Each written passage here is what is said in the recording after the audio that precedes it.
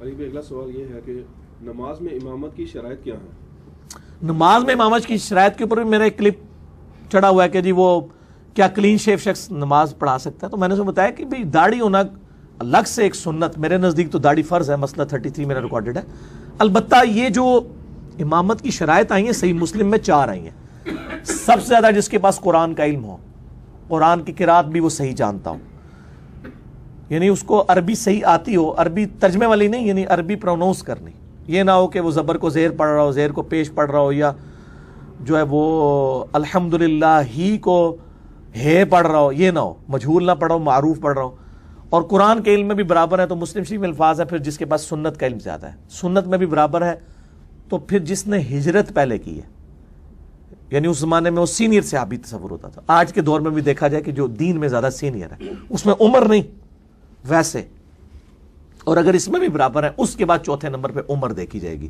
جس کی عمر زیادہ ہوگی وہ امامت کروائے گا.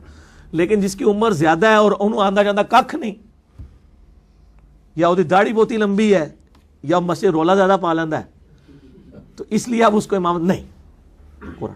اور اس میں یہ جو مطلب میری صحیح بخاری کے اندر، مسلم کے اندر موجود ہے کہ معاذ ابن جبل امامت کروایا کرتے تھے، 6 سال عمر تھی ان کی، قرآن کو زیادہ آتا تھا. تو بچہ بھی امامت کرا سکتا ہے اگر وہ پاکی پلیدی کا دھیان رکھتا ہے. اس طرح نابینا بھی امامت کروا سکتا ہے اگر وہ پاکی پلیدی کا دھیان صحیح طریقے. عبداللہ ابن ام مکتوم، ان سے بڑا کون قرآن کا قاری تھا، یعنی آپ علیہ السلام نے ہجرت سے پہلے ان کو مدینہ شریف بھیجا تھا لوگوں کو قرآن سکھانے کے لیے. تو یعنی وہ اصل مسئلہ یہ ہے کہ وہ پاکی پلیدی کا اور یہ باقی مسائل ان کو پتہ ہوں تو وہ کر سکتے ہیں، کوئی مسئلہ نہیں. اچھا علی بھائی اسی میں ضمن سوال ہے کہ اگر امام جو ہے امامت کر رہا ہے اور اس سے زیادہ علم والا پیچھے مقتدی ہے، یعنی ہو جائے گی نماز.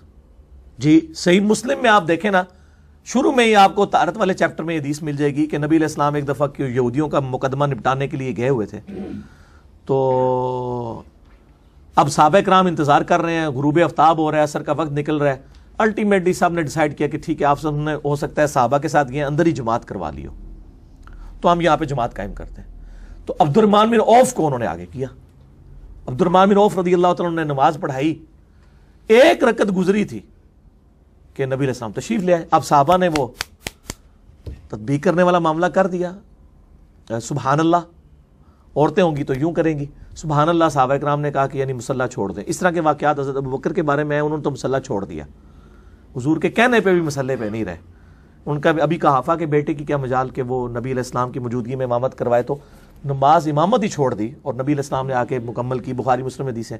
لیکن یہ واحد کیس ہے آپ علیہ السلام کی زندگی کا، اس کے علاوہ کوئی اور واقعہ نہیں ہے کہ آپ نے فرمایا اپنے مصلی پہ رہو. عبد الرحمن بن عوف نماز پڑھاتے رہے، آپ صلی اللہ علیہ وسلم نے ان کے پیچھے نماز پڑھی. اب آپ کی 1 رکعت چھوٹ گئی تھی، جب سلام پھیرا تو آپ نے اپنی رکعت مکمل کی.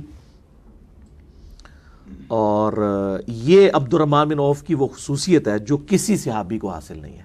ایک ہی شخص ہے اس روئے ارض پہ، کوئی نبی بھی ایسا نہیں ہے کہ جس کے پیچھے نبی علیہ السلام نے نماز پڑھی ہو سوائے سیدنا عبد الرحمن بن عوف رضی اللہ تعالیٰ عنہ علیہ السلام، جو 10 مبشرہ میں سے ہیں.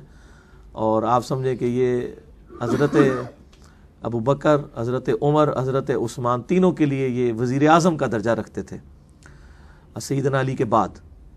اور جب سیدنا علی یعنی خلیفہ بنے اس سے پہلے یہ فوت ہو چکے تھے. حضرت علی کے لیے ساتھ یہ نہیں رہے عبد الرحمن بن عوف رضی اللہ تعالیٰ عنہ. تو ان کے پیچھے نبی علیہ السلام نے نماز پڑھی. تو اس سے یہ بات ثابت ہوئی کہ افضل شخص غیر افضل شخص کے پیچھے بھی نماز پڑھ سکتا ہے اگر ڈیٹم لیول کی اس کے اندر ساری کوالٹیز موجود ہیں.